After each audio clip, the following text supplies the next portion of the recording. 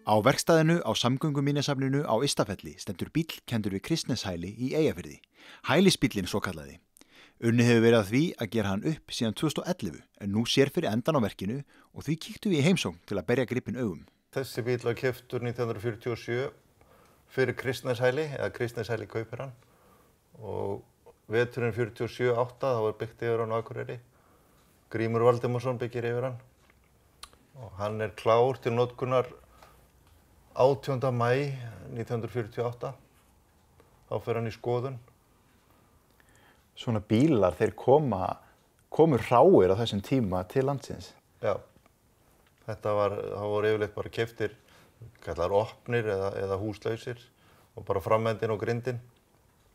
Það voru svona gangfærir, þannig að það var allt saman, allt í þeim þannig.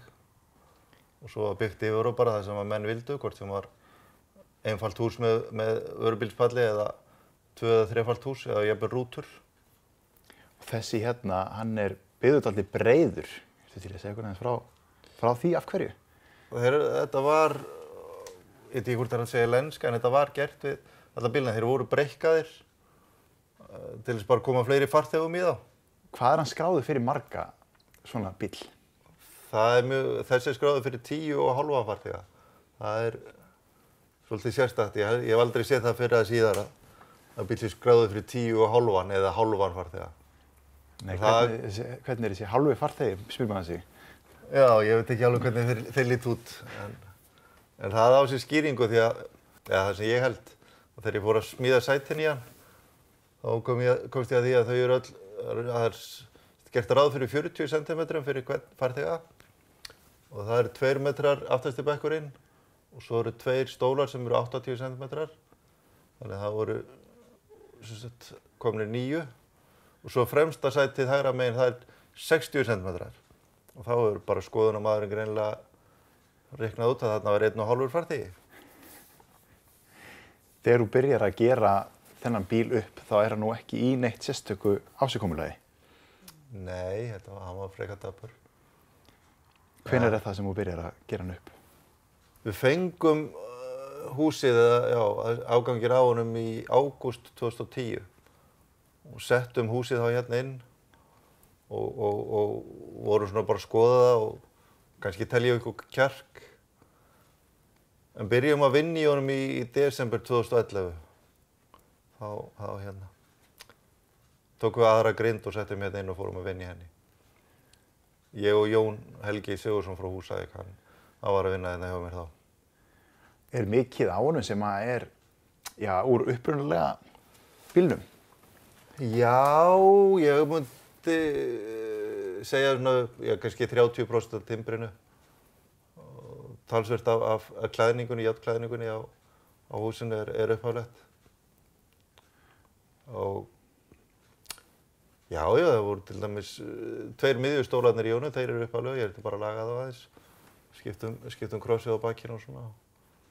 Viðurinn hérna utan, er hann eitthvað upprunalegur? Stafirnir jafnvel?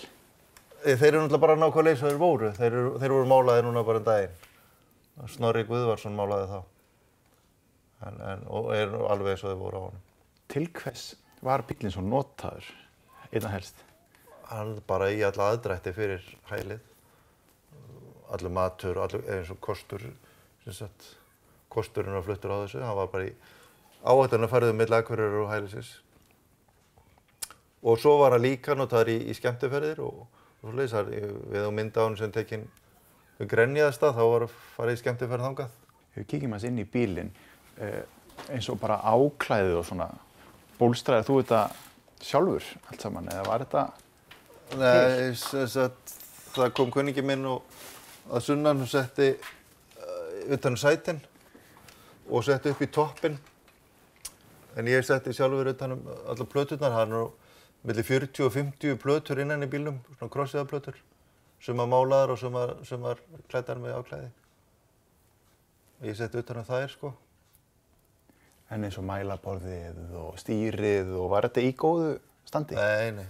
Ég náttúrulega sprautaði stýrið og setti svona viðaráferð á það, stundum kallað marmaráferð. Og stýrið var náttúrulega bara mjög vel lélegt, sko, illa farið. Ég málaði það upp á nýtt. En svona ljósin á bílnum almennt, eru þau ný, eins og stefnuljós og framljós? Já, ég fékk það auðvitað. Eina sem vantar í þennan bíl núna er, ef þú minnist á ljós, það eru inniljósin sem vantar í hann. Ég á bara eitt, það voru 2. Ég get fengið alls konar inniljós, sko, mér langar bara að séu það eins og þau voru. Hvernig með að fá varahluti í svona bíl? Er það eitthvað hægt? Þannig að færið enga varahluti í það sem var smíðað á Íslandi. Það er bara smíðað það aftur, sko. En hérna í undirvagninn og það er hægt að fá það. Það er til dæmis, ég keypti nýtt rafkerfi og svona, þú veist. Það var auðvelt að fá í þessar árgerðir, sko, þetta 47 módel og það er svona, eins og maður kannski má segja í tísku, sko. Það er framleitt í þá núna og mikið verið að gera upp á þessu bílum.